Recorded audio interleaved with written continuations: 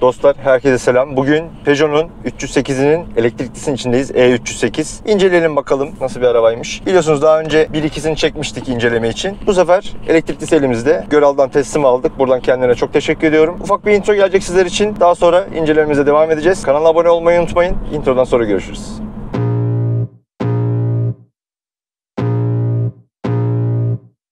I can feel the blood creeping up from the heathens. Got will, got fight, got pride, got reason. If they wanna go eat, then you know I'm gon' feed them. If you're coming for me, hope you're ready for a demon. I got eyes in the back of my head, I'm seeing. Take me for granted and you know I'm leaving. I'ma take what's mine with the webs I'm weaving. I could take this crowd from seeing to believing. Got a taste for blood and my tongue keeps bleeding from the words I spit so sharp.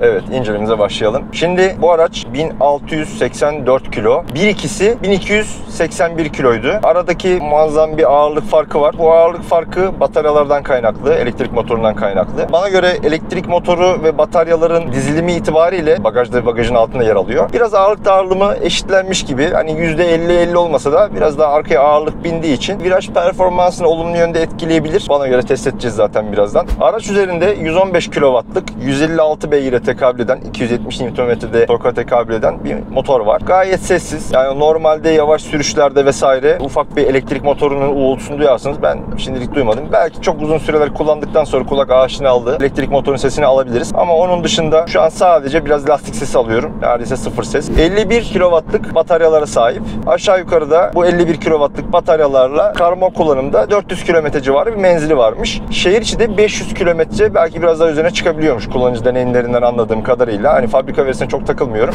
Şuradan bu arada kadranlarımızı değiştirebiliyoruz. Yani 1-2'si gibi çeşit kadran yok. Ortaya navigasyonu aldığı bir kadran var. 3 boyutlu tabii ki yine. Şöyle kullanım stilinizi gösteren, Eco mu, Power mı, Charge'da mı kullandığınızı gösteren. Bir de şu şekilde ortaya multimedyayı aldığı bir bağlantısı var. Ben şunu açmak istiyorum. Navigasyon olan değil. En azından kullanım tarzımıza göre tüketimimizde görmüş oluruz. Şu an genel itibariyle Eco'da gidiyorum.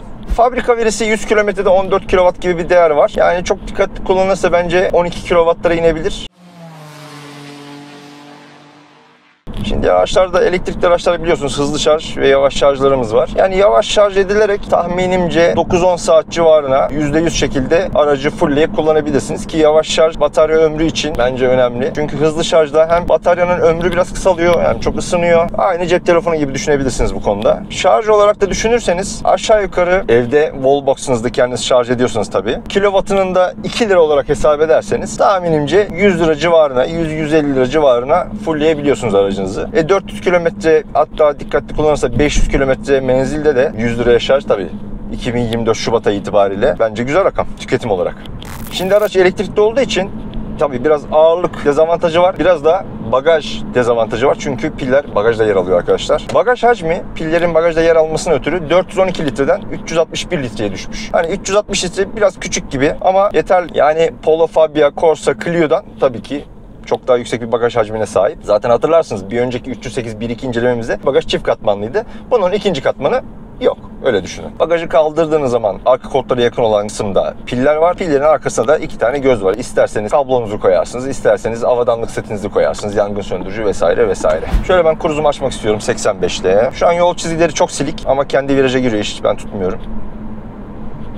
Burada biraz sağ taraftaki çizgilerimiz yok ama kaldırıma çıkartma bizi Peugeot. Kendi döndürüyor. Yol çizgilerimiz çok kötü olduğu için bıraktım. Şu an aracımız 85'e ayarlı. Şu şeride bir geçmek istiyorum. Önümüzdeki araç fren yapınca kendi de fren yapıyor. Ya zaten adaptif cruise kontrol ve şerit takip muhteşem çalışıyor. Şerit ortalama hatta. Kendi duracak. Hiç frene basmıyorum şu an. Zaten dönüşleri falan da vesairesini kendi yaptı. Biraz içinden bahsetmek istiyorum sizlere. Kumaş, alkantara ve deri karışımı koltuk döşemesine sahip. Gayet konforlu. Yani popo desteğiniz, bel desteğiniz bunlar gayet yerinde. Virajda ne kadar tutabilir bilmiyorum ama yani yumuşaklıkları orta derece. Yani bu bel destekleri ya da işte kalça destekleriniz için olan kısımlar yeterli sertlikte, yeterli seviyede. Virajda bakacağız zaten ne kadar tutabiliyor. Ben tutamayacağını zannetmiyorum. Zaten daha sert olursa da rahatsız eder ama koltuğun orta kısmı vesairesi gayet konforlu. Hakikaten çalışılmış koltuklar üzerinde. Bir önceki 1-2 308 incelememde de zaten değinmiştim. Göğüs üst tarafı, alt tarafı gayet dokunma hissi olan materyallerle kaplanmış. Hani sert değil ama çok böyle yumuş değil ama burası yumuş. Burası aynı şekilde. Orta yumuşaklıkta yine aynı şekilde. Kolunuzu koyduğunuz yerler yumuşak. Dikişler yeşil. Biliyorsunuz ben yeşil rengini severim. Hatta arabanın bence elektrikli olmasından kaynaklı tek renk geliyor. Tek donanım paketi geliyor. GT paket. Hani bu renk yerine yeşil de konulabilirmiş. E308 için. Bence olabilirmiş. Tamam, direksiyon tuttum. Tamam tuttum. 10 inçlik bir iCockpit ekranı yenilenmiş tabii ki. Bir önceki iCockpit'ten ziyade bunu yenilemişler. 10 inçlik dokunma hassasiyeti olan gayet böyle hissiyatlı bir ekran, sezgisel. Onun altında bir iToggle'ımız var. Tuttum hadi.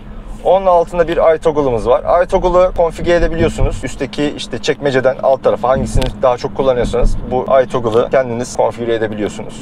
Benim takıldığım bir nokta, araçta şimdi koltuk ısıtmamız mevcut. Ama elektrikli ayar iki koltuğa da koymamışlar. İkisi de manuel ayar. Yani ben elektrikli ayar beklerdim. Tabii direksiyon ısıtmamız da mevcut. Menüden açıp kapatabiliyorsunuz. Ne yazık ki elektrikli koltuk koymamışlar. Masaj zaten yok. Ben 1.76 boyundayım. Arka koltukların diz mesafesi benim ön koltuk ayarıma göre gayet yeterli. Arka koltuklarla arasında aşağı yukarı 4 parmak civarı bir mesafe kalıyor. Koltukların zaten sırt kısmının şu arka kısmı oyuk olduğu için, yani diz içinde ayrı bir boşluğu var. O da yeterli mesafeyi sağlıyor zaten. Arka koltukta oturan yolcular için şu kolçağın hemen arkasında 2 tane USB Type-C şarj çıkışı, 2 tane de havalandırma menfezi var. Ne yazık ki havalandırma menfezlerinde sıcaklık ayarı yapılamıyor. Öndeki ne ayarlıyorsa arkaya o sıcaklık gidiyor şeklinde yapmışlar. Ön koltukların kafalıkları şurada bulunan düğmeyle aşağı yukarı oynayabiliyor. Yani videolarda gördüğünüz görsellerde kafalık sanki böyle ileride duruyormuş gibi, böyle otururken sizin böyle kafanızı itiyormuş gibi ama yok. Pozisyon itibariyle zaten üzerine çalışılmış dediğim gibi koltukların. Ergonomisi vesairesi gayet yerinde.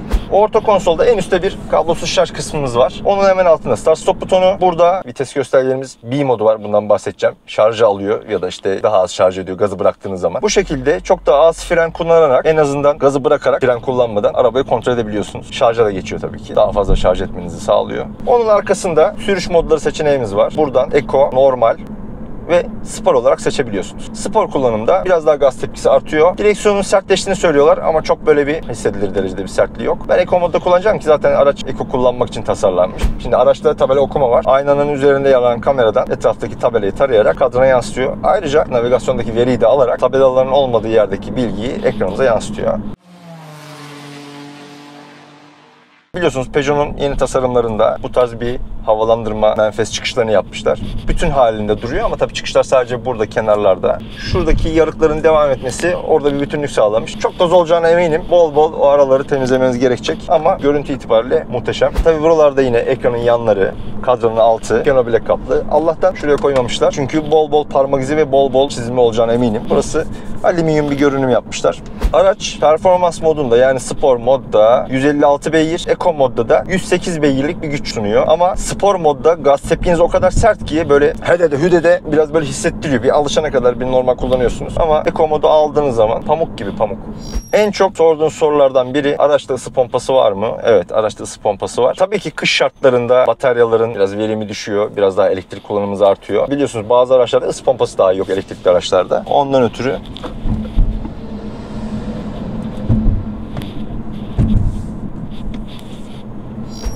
şimdi şurada bir sıfırdan gitmek istiyorum arkadaşlar. 10 küsur saniyelik bir 0-100 verisi varmış. Önümüz biraz yokuş ama bakalım. 3, 2, 1 kalktık.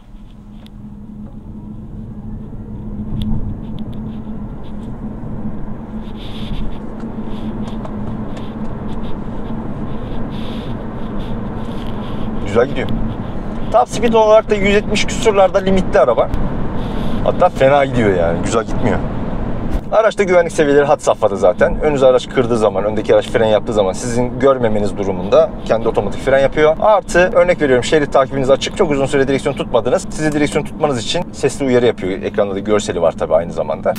Biraz sıfırdan kalkalım. Yine 75 metrelik bir kör nokta uyarı sistemi var. Ayna uçlarında ışıkları konumlandırılmış. Aynalar yapı itibariyle kör noktaya çok müsait olduğu için, yani normalde sivri uçlarının aşağıda olması lazım. Bunda yukarıda biraz kör noktaya müsait gibi. Onu da zaten 75 metrelik kör nokta uyarı sistemiyle kapatıyorlar. 152. Değişik gidiyor yani. Hani biliyorsunuz, izleyenleriniz vardır. 1.2'nin performansını çok sevmiştim ki bu araba 156 beygir. Değişik gidiyor ya. Müzik sistemi olarak vokal gelmiyor tabii ki. GT donanım paketi olmasına rağmen. Müzik sistemi olarak hatı sayılır. Tabii şu an telif yememek için açamıyoruz. Şimdi bu elektrikli araçlarla alakalı çok yorum alıyorum. Çok yorum okuyorum. Elektrikli araçların işte ileriki zamanlarda herhangi bir savaş durumunda, herhangi bir olağanüstü hal durumunda uzaktan kapatılabileceği konusunda çok yorum var. Yani bu sadece elektrikli araçlar için geçerli değil arkadaşlar. Yeni nesil çoğu arabanın uzaktan erişimi var zaten. Olur mu? Komplo teorisi midir bilmiyorum. Olabilir de, olmayabilir de. Ara hızlanması da güzel. Şimdi 100 km hızdan 99. Bir gaza oturmak istiyorum. Torka bak.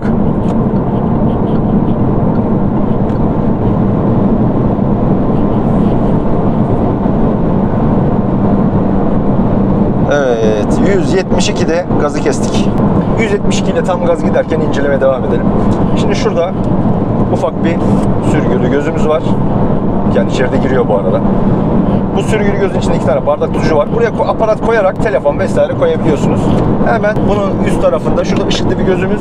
Burada bir Type-C girişi. Burada da bir 12 volt çakmaklık çıkışımız var. Şurada ufak bir gözümüz var. Yani buraya telefon vesaire konabilir. Kendi önündeki arabayı algıladı, fren yapıyor tabii. Hemen şerit değiştirdik.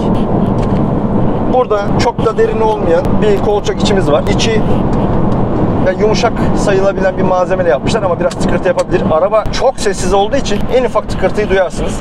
Şurada torpido gözünü hemen açalım.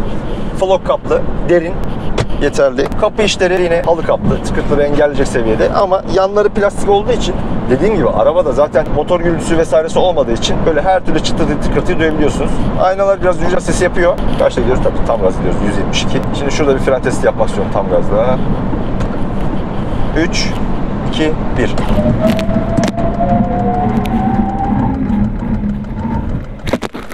Öf. Güzel durduk. Yani ağırlığının normal 308'e nazaran çok daha yüksek olması fren mesafesini çok etkilememiş gibi duruyor. Tabii ki yine biraz fren mesafesini uzatma var. Birkaç metre uzamıştır. Birkaç metrede hayat kurtarır ama gayet yeterli. Peş peşe sert frende frenler ne kadar şar bilmiyorum. Onun için piste sokmak lazım aracı tabii ki. Hatırlıyorsunuz diğer 308'de şuradaki gözden torpido içine şarjdan kablo alabilmek için ufak bir delik yapmışlardı. Bunda öyle bir şey yok ne yazık ki. Koymamışlar. Aracın anahtarını merak ediyorsunuz. Şöyle anahtarını göstereyim size.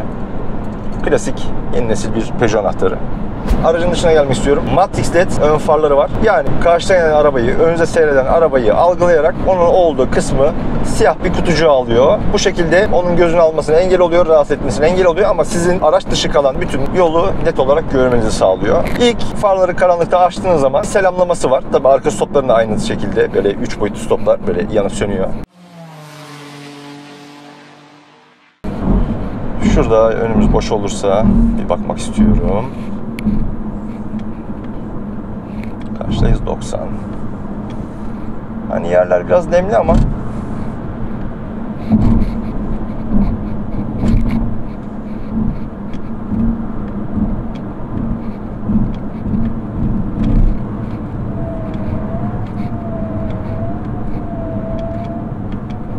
gaza bastığınız zaman biraz kafayı bırakıyor torktan ötürü. Vallahi fena dönmedik. Önümüzde araba olduğu için çok zorlayamadım ama dönüşü güzel. Gazı bıraktığınız zaman viraj içi eğer araba kayıyorsa kendini çok güzel topluyor. Çünkü dediğim gibi bataryalar arka tarafta yer aldığı için ağırlık dağılımı daha dengeli. Ondan ötürü viraj performansı eğer dengeli girerseniz çok daha iyi normal 1.2'ye göre. Şimdi araç 18 inçlik daha kapalı bir jantla geliyor. 215, 45, 18 enerji sınıfı yani bu elektrikli araçlar için üretilmiş lastiklerle de bütünleşmiş vaziyette. Biraz böyle yol sesi lastiklerden alıyor gibiyiz ama çok da değil. Az önce otoban sürüşümüzde zaten otoban asfaltı çok dişli olduğu için biraz yol sesi yaptı. Zaten top speed olarak da 200'leri vesaireleri göremediği için çok yüksek hızlara çıkamadığından yol sesi yine kabul edilebilir seviyede. 18 inç jant olmasına rağmen ve 45 profil 215-45 ebatında bir lastikle güzel dengelemişler. Konforu bence yerinde. Yani çok takır tukur bekliyorsunuz. Öyle değil. Zaten trim sesi vesairesi yine yok araçta. Ben klima panelinin dokunmatik olmasına karşıyım ama işte alt tarafa mekanik tuş takımının olduğu yere hızlı geçiş olayını koymuşlar. Bu şekilde buraya basarak direkt klima paneli açıyorsunuz. Yani buradan menü arasından geç, oradan değil. Buradan direkt basarak direkt kontrol edebiliyorsunuz. Güzel bir detay ama ben Mesela şu mekanik tuş takımının altına çok ufak bir panel isterdim. Yani klima için çok da büyük bir panel açmasına gerek yok aslına bakarsanız ama mekanik tuş takımı demişken burada sol tarafta home butonu var. Burada klimaya geçiş, ön cam havalandırma, araç içi hava sirkülasyonu, arka cam rezistansı. Burada havalandırma ileri kapatma butonu ve dörtlü butonu var. Araç GT donanım paketi olduğu için zaten tek paket geliyor demiştik. Full'e yakın. Benim takıldığım bir nokta elektrikli bagaj yok. Onun dışında kusur bulunabilecek çok bir şey yok zaten. Tek derdiniz bence menzil olabilir. Onda da zaten 400 kilometre ve üstü tam şarjla kullanabildiğinizden ötürü bence o da çok kafaya takılacak bir problem değil. Ufak detaylarda çok önem vermişler. Yani ben seviyorum mesela Peugeot'un şu şekilde aydınlatmasının, dokunmatik olmasını. Tavan olarak panoramik bir sunroof'a var. Panoramik sunroof diyorum çok büyük arkaya kadar. Burada tek tuşla açıp kapatabiliyorsunuz. Yine bu ışıkların olduğu yerde SOS butonu ve sesli yardım butonu mevcut. Allah kullandırmasın ama lazım olursa yapacak bir şey yok. Şimdi gelelim 360 kamerasına. Geri vitese taktığınız zaman açılıyor. Aracı bütün eksenlerden görebiliyorsunuz. Sağ, sol, ön ve arkayı ayrı ayrı seçerek görüntüyü de burada büyütebiliyorsunuz. Sıfırdan tekrar dikelim mi? Şuradan spor modu alalım. Brake boost kalkacağım.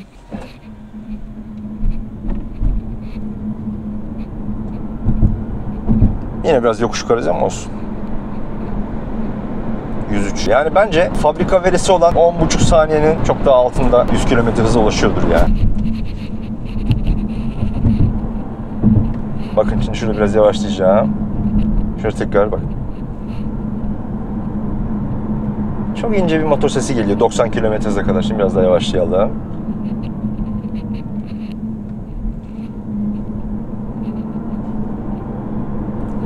Motor sesi güzel. İçeri bir sound aktör koyup yapay motor sesi koymaları iyi olmuş.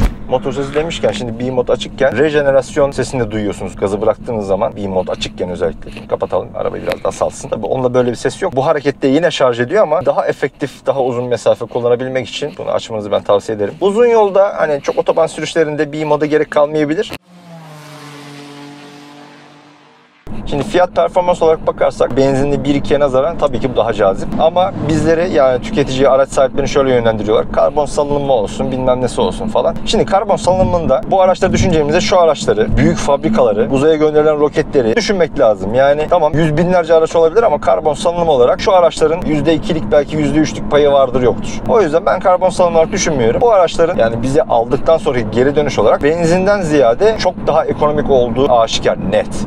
Çok dikkatli kullanırsanız şehir içi 500 kilometre, 100 liralık şarjla, hadi olsun 200 liralık şarjla. Bir arabanın deposunu dolduruyorsunuz şu anda, benzinli bir arabanın deposunu dolduruyorsunuz, 1500 liradan aşağı dolmuyor. Ki yaptığı kilometrede 600 falan. O yüzden fazla ekonomik. Performans olarak da zaten güzel. Yine elektrokrom bir dikiz aynasıyla geliyor. Gayet güzel. Artık Peugeot'ların bütün araçlarına bu aynayı koymasını isterim. Şimdi panoramik sunroof'un olduğu tavana bir gelmek istiyorum. Bazı yorumlarda antrasit tavanın çok klostrofobik olduğu yönünde söylentiler var. Yani sunroof olmasa belki klostrofobik olabilir ama sunroof olduğu için inanılmaz bir ferahlık. Direklerin kumaş kaplı olması, tavanın antrasit olması, bunlar çok güzel detaylar. Şu dikişlerin yeşil olması vesaire. Hakikaten detaycılık konuşmuş bu arabada. Premium'a oynamış diyebiliriz Peugeot. Minimal direksiyon, gösterge perdelerin yönünde yine söylentiler var. Her videomda bahsettiğim gibi. Eğer direksiyonun göstergeyi perdelediği yönünde bir düşünceniz varsa, yani perdelediğini görüyorsanız, ya koltuk ayarınız ya direksiyon ayarınız yanlıştır arkadaşlar. Bir kontrol etmenizde fayda var. Hiçbir şekilde doğru oturuş pozisyonunda, doğru direksiyon ayarında hiçbir şekilde göstergeyi perdelemiyor. Burası biraz eğimli. Aşağı yukarı %-2, -2,5 eğim. Yine kabul görür değerler. Bir 0-100 kalkalım.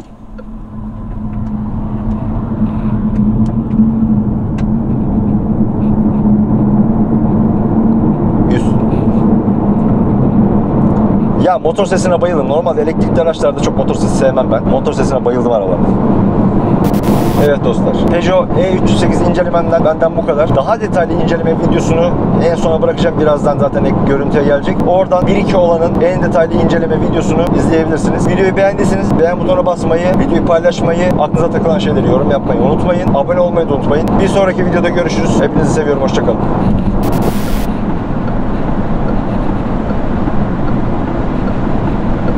Allah, virajı falan güzel giriyor.